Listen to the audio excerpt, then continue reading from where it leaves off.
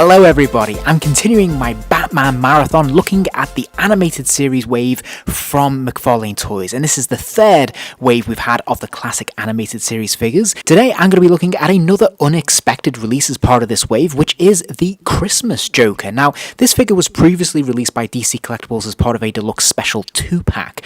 Obviously, this is a variant of the Joker. It's kind of interesting to me that we're getting a variant like this so early in the release schedule when we haven't had, I suppose, just a generic Joker in his complete purple costume. In the second wave, we got a Joker in the trench coat, which is great because I actually didn't have that. I also didn't have this fella, so I'm really pleased to be able to round out my collection now. But it is kind of strange to me that they've gone this route this early before releasing a standard Joker. Now, in terms of the packaging, obviously there's nothing particularly new here. If you've collected any of the figures in this wave, you know exactly what to expect. It is slightly oversized, although they're doing a much better job with the space in this one because he has a lot more accessories, and this actually looks a lot more even, I think, in terms of its overall presentation. Of course, it's got the Batman Animated Series logo at the bottom there, and I still think that this looks absolutely fantastic. I love this approach, and I think it works really, really well. Likewise, when we look at the side profile, and we see the side panel there, we have this image there of the Joker, and of course you can put them alongside the other figures in this wave, and it makes quite a colourful display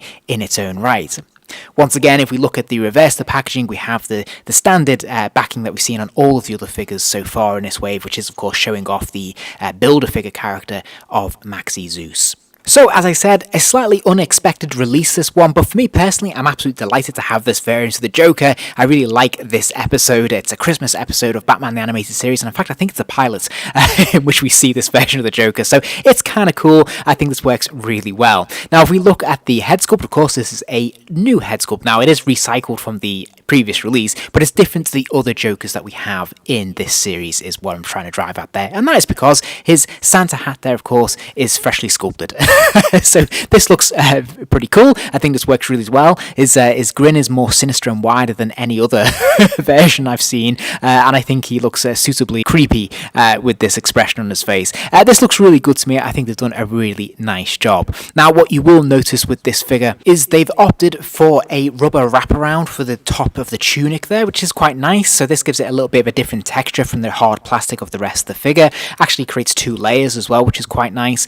Sadly, there's not much going on in the way of paint apps here, although there is a little bit of cell shading going on this tunic, which is nice. Sadly, there's nothing going around those buttons, which would have really drawn this out, enhanced this, and made this look a bit more realistic, for lack of a better term. But we can see plenty of cell shading on the trousers and on the arms of this costume, and you can even see it on the Santa hat as well. Now, as I've said before, cell shading tends to be Marmite for most people. You either love it or hate it. I personally really like it, and I think if it's done right, it actually enhances the figure and looks pretty cool. And I think this is an example of it being done right. The extra toning there actually works really well. It does look like shadowing, and it works pretty well with the figure. It's not distracting, it doesn't look too much, it's not too little, it's just kind of just quite right. And for me, it just feels like you're getting a little bit more bang for your buck. Now, I did want to note, because I'm often critical of the feet on these characters because of the art style, they tend to be a little bit wobbly, tend to have small surface areas. That's not the case with the Joker. He's got a very nice wide surface area here in terms of his feet. They're very steady,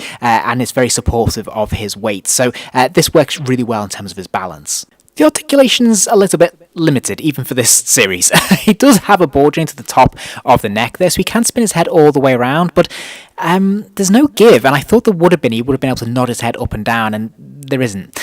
He does have ball joints in the shoulders, so of course they lift up and out. There is that pin swivel at the lower arm there, so that lower arm will rotate all the way around, and it will hinge to about 90 degrees, more or less. He's got another pin swivel, this time at the wrist, of course, so the hand will rotate all the way around, then it will hinge forwards and backwards just about.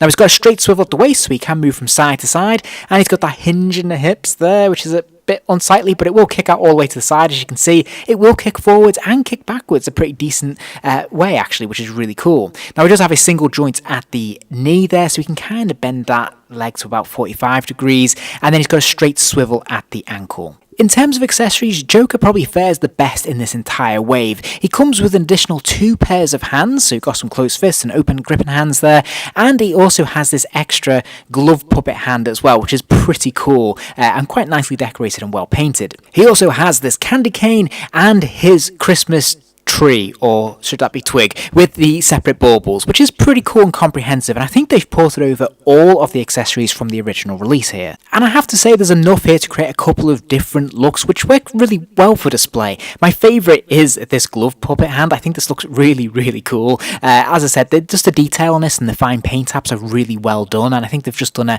really masterful job with it. So I am very pleased that they've managed to recycle this, and likewise he's able to hold that candy cane perfectly well in his grip, which is great. The added Christmas tree is a cool little bonus. The baubles tend to be a little bit fiddly, one to drop off a lot of the time, but nevertheless a very cool little world building extra, which, you know, I didn't expect them to give us this time around, to be honest, so I'm really pleased that we got this. And so, once again, for me, this is another 3-star figure, and most of the figures in this wave have been 3 stars so far.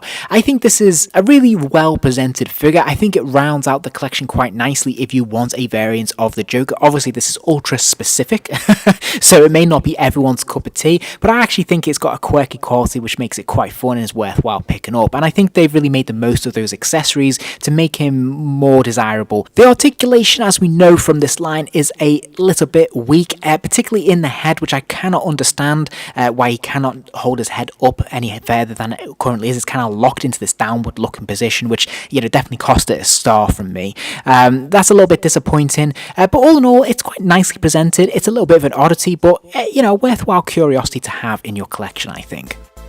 Well, I hope you enjoyed the video, and thank you for watching this long. If you did enjoy it, please do give it a like. It really helps the channel out. And if you're interested in more videos like this, please subscribe. I'll have plenty more content soon.